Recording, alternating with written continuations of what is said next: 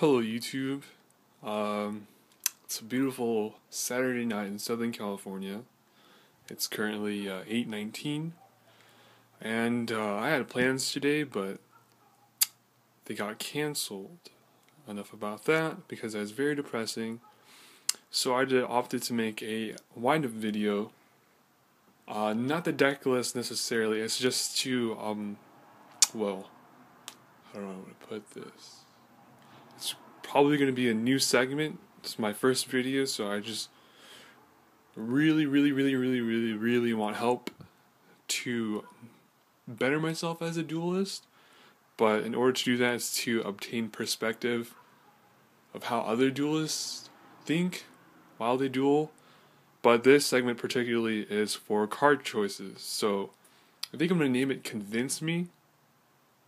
And it's for you as the viewer to convince me to make better card choices in my deck, so that I can probably gain more knowledge per se. So I'm going to go over the deck list, and I know that some of my card choices are pretty standard and some of them are controversial. I just want to obtain better knowledge of what everyone thinks as the Yu-Gi-Oh community itself, and I know people are going to be either, I don't want to say biased, but well, I'm just going to go over the list. It's a 40 card deck list for the main, and excuse me, and I'm open to maybe a 41, 42 max is what I want my preferences to be, but if you can convince me to go more, then I guess I'll go for it. But I know I'm coming for help, so beggars can't be choosers.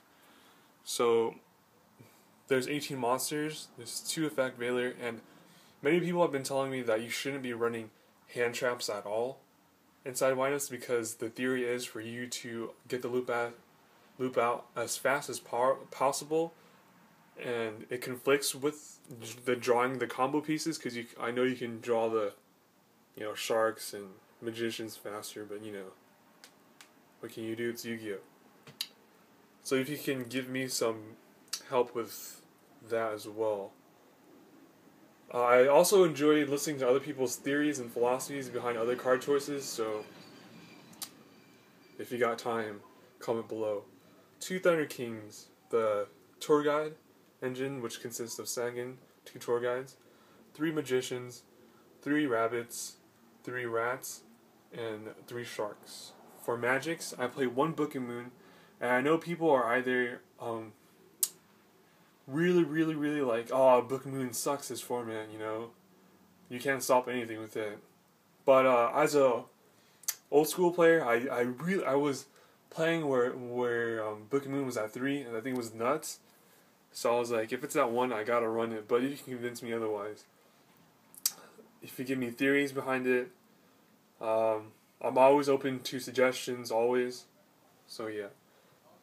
1 Lance, 1 Avarice, the Reborn, Dark Hole, Heavy Storm, 2 MST because I run 1 side, 2 factories, and I know people are probably going to flame me on this and say, dude, why aren't you running 3? I understand, I acknowledge what 3 does, but I guess I have time because I don't have plans to explain. I run 2 because if you get the combo off, and I understand this deck isn't usually supposed to go to mid-late game unless you have to seriously grind it out, and in that condition, if you per se draw the factory when you already went off, and they somehow stop you, then all your monsters are already in grave, and that just plain sucks. And if you're already grinding and you go late game, and let's say you have Rabbit on field and blah blah blah blah, and you use Rabbit's effect and you grab a rat, there's no guarantee that you'll be alive that next turn. Or there's no guarantee if you summon that rat and get a wind-up monster and just go crazy, they won't have an answer for it. But I guess that's grinding. You're already grinding in the first place. So I don't know, I guess running 3 betters your chances of opening it. That's correct. But it conflicts with me. I don't know. I just really don't know. I guess it defeats the purpose if you run 2, but if you run 3, it's don't want to say it's too cloggy, but it sucks late game. So yeah, if you can help me out there as well. My trap lineup: 1 Mirror Force, 1 Starlight Road. Starlight Road, I think it's a pretty good card myself. I believe Barcelona. Why is he Barcelona? Top 3. He elaborated why Starlight Road really helped him out to get out of the sticky situations after he got comboed off, and people don't expect this, and I understand probably people do now. But the way he elaborated he was so suffice and had so much finesse that it really convinced me to play it. But if you can convince me not. And I believe that player has multiple tops as well, so I would stick to his credibility. So I also play a Solemn Judgment, 2 Warnings, 2 Compulse, 2 Bottomless, and 2 Torrential.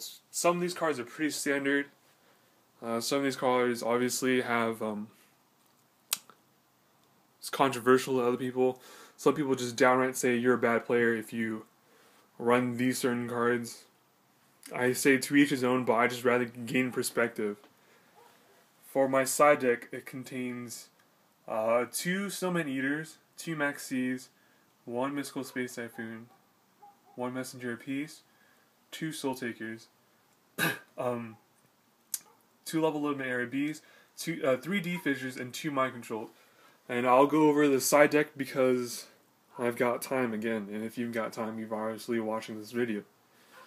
So, I kept 1 MSC in the side for, I guess, Gozen Match, and, Needle Sealing, I guess. 2 Maxi, because, the mirror. 2 Snowman, because Macro Rabbit is extremely easy to build now, and everywhere, like mostly all meta tournaments, like locals or anything I go to, there's like a lot of Dino Rabbits, so yeah, I feel like it's a must. Also, if I had another Messenger Apiece, I think I'd get rid of the level limit area bees, maybe get rid of both of them, put a Dust and the second Messenger in. Soul Taker is for, I guess, rabbits, of course, and I think Mind Crush is actually one of the most broken cards, I think, this format. It's just really good. If you want me to elaborate it, I guess I'll make my own segment after I gain perspective about this game to elaborate on cards. But I do not have that much credibility, so I don't think you should follow this deck list.